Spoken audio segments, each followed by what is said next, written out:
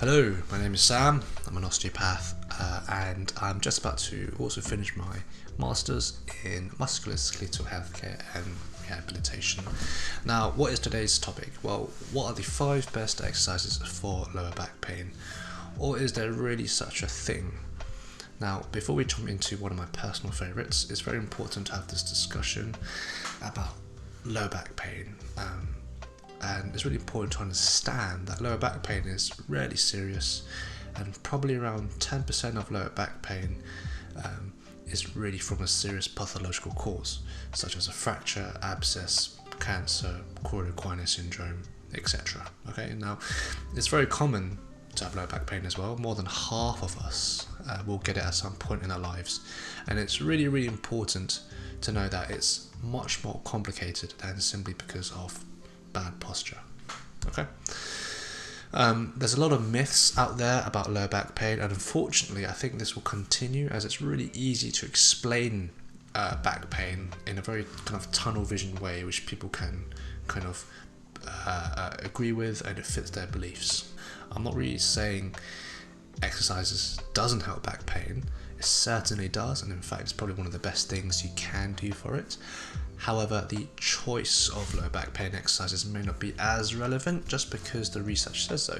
For example, a study by Gordon and Bloxham states most people with acute lower back pain get better within 4 to 6 weeks, with or without treatment. Acute lower back pain meaning it comes on very quickly, and sometimes people describe it as, oh, my back went, or I twisted it awkwardly.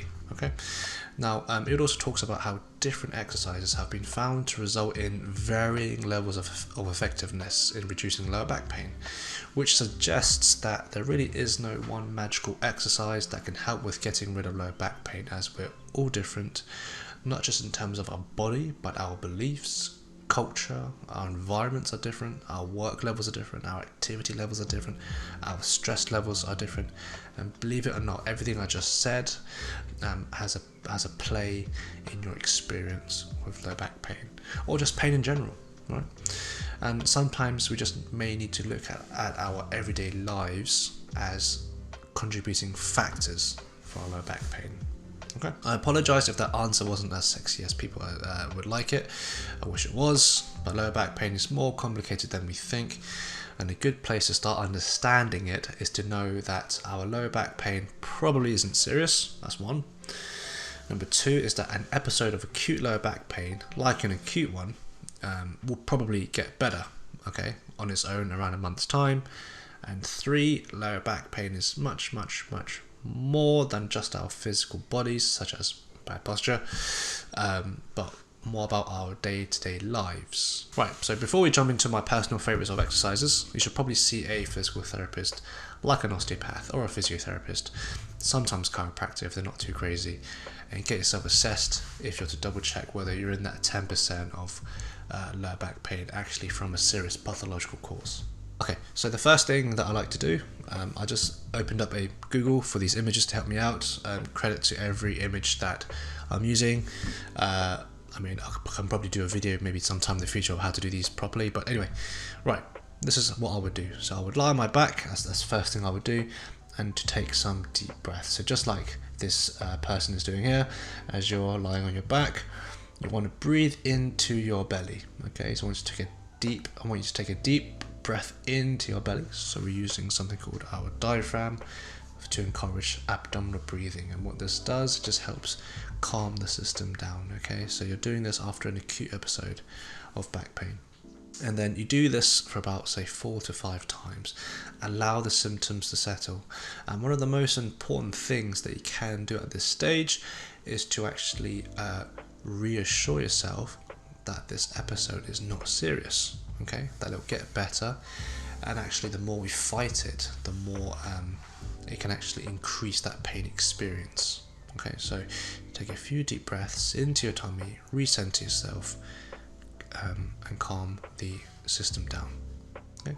Number 2 is then we should start practicing some pelvic tilts. Now, pelvic tilts are an exercise where we bring that pelvis forward or posteriorly, and then we're going to bring it kind of backwards or kind of anti-clockwise, or anterior, anterior pelvic tilt. So if we're just looking from the side, I'm going to do this kind of back and forth just to kind of reintroduce some gentle mobilization to that spine. And what that does, it again follows that theme of reassuring that your back is fine. It probably is fine. It's just going through a phase where it's, you know, just overdid it slightly, and now the muscle's just under spasm. But then we've got to reassure the body that it's actually okay.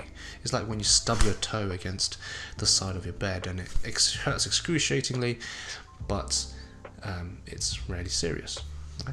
The third thing I'd like you to do is to actually start what we call traction. Now, I just found this image. However, I do like to have the hands a little bit higher up towards the pointy bits of your pelvis, something called the ASIS. And then you want to push very gently down. You can hold that for about, say, kind of 10 to 15 seconds or so as you breathe out. And the idea is to imagine you're trying to move the upper part of your body away from your legs, as if you're trying to decompress that lower part of your back. And it feels amazing, right? You should feel like this kind of slight burning sensation, almost like a slight nice sensation as you're decompressing that part of the spine. And as you breathe out, make sure you push for about 15 odd seconds and then repeat.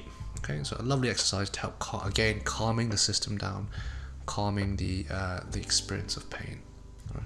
So the next thing I like you to do after a little bit of traction, a little bit of decompression, is something called the pelvic reset, which is an exercise by a person called Kelly Starrett, who's an amazing kind of celebrity, I guess, physical therapist. He also wrote the book How to Become a Supple Leopard, and what he suggested is something called a pelvic reset. I'm not a huge fan of the name pelvic reset because it sounds a bit too kind of biomechanical, but of course we'll definitely maybe talk about that on another video. But essentially, you lie on your back just like this, and you're going to have one hand on top of the left thigh, one hand below the other thigh, and you're simply going to push up against your hands. And the idea is try not to move the legs stay exactly where they are, something called isometric contraction. And you hold this for about, say, 5 seconds. You can even do a little bit of posterior pelvic tilt, just maybe like a half posterior pelvic tilt, just to engage the core a little bit more, just to kind of solidify that back a little bit more as you're doing these exercises. Okay, and then after about, say, one cycle of those, you then swap your hands around. So now where her left hand is on her knee, you put it underneath her hamstring, and then the right hand on top of the quadricep. Okay, so the hands just swap around and you simply repeat the process. Again, 5 second contractions is probably enough, and then you do about, say, 2-3 cycles of this.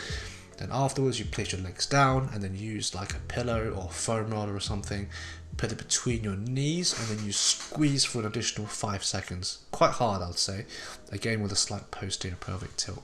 Okay, and then after about 5 seconds, that should calm the system down. Again, it just regains, not just calming the system down, but also helps regain control of your muscles, which are most likely kind of gone into spasm. The penultimate thing that I like to introduce is something called a lumbar roll. So this is one of the pictures that I found online that kind of demonstrates it.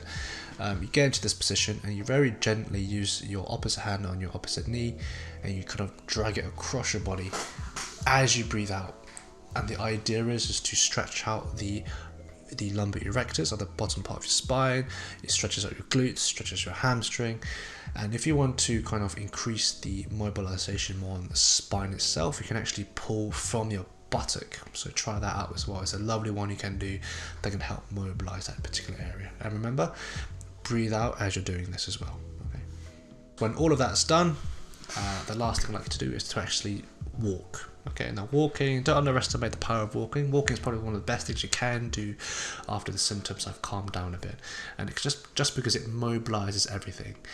Maybe you can even incorporate a little bit of pelvic tilt just as you do it. I mean, I don't need to teach you how to walk, but just go for, say, a 10-minute walk, just to kind of mobilize everything after the symptoms have calmed down. And to be honest, I think that's actually one of the best medicines. Okay. Of course, the most powerful tool in everything that I just said is probably the first step, where you actually reassure yourself that the lower back pain is less serious than you may think, which again should be encouraged throughout the whole process. So as you're doing all of these exercises, and walking, pelvic tilt, lumbar roll, pelvic reset, whatever, traction, you do tell yourself that what the research says, that the lower back pain is more likely, very likely, this is not serious. You're just going through an episode. I know it's painful, but the pain experience is rarely serious. Okay. I've got a couple of papers that I referenced down below in the description.